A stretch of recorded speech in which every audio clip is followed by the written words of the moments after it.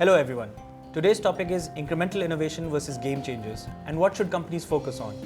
So Adil, first things first, what is innovation? Well, simply defined, I think innovation is a new idea or a new thought, maybe even a new device. Or a new way of doing things, or a new process, for example. Could be. And how would you define incremental innovation? Yeah, obviously a slight variation. Incremental innovation is something that adds value to the process, but it doesn't change too many elements of the brand proposition at the same time. For example?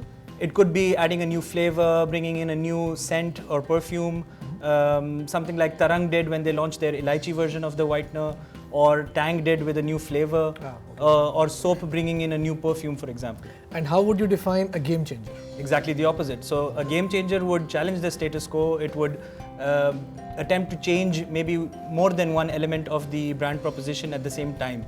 If you look at the field of electronics, when we moved from those big boxes, the CRT TVs to flat screens, or when we moved from desktops to laptops in computers, those were game changers. So as we just started the topic with what should the companies do, so what should the companies do?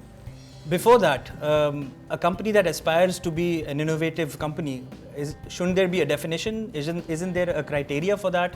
Like maybe a percentage of sales coming from their last innovative products? See, I know from the point of view of one company, they define it as percentage of sales coming from products launched in the last 10 years, and they set it at 40%.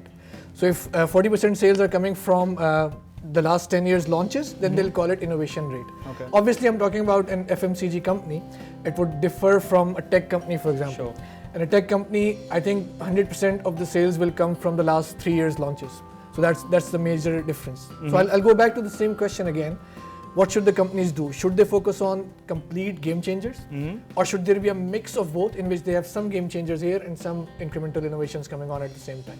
Well, the easy answer is a mix of both. So that's also ideal. However, the key is to define an interval between the game changers that come in. The most famous example would have been for the iPod. When the first iPod came in, that was a game changer. However, that morphed into the iPhone, and after that, it has been relegated to just incremental innovations where you have just a better version coming out of the same thing. And where's the iPod now?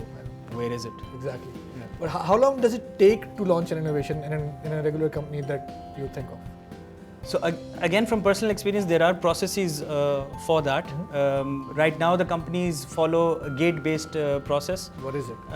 Usually, they divide the whole thing into 3 or 4 gates. The first one being idea shortlisting, the second one being validation of the idea, the third or fourth one being more feasibilities and testing before you actually do the launch. This whole process right now is taking anywhere between 12 to 18 months or even more. That's long. That's long in this day and age. Exactly.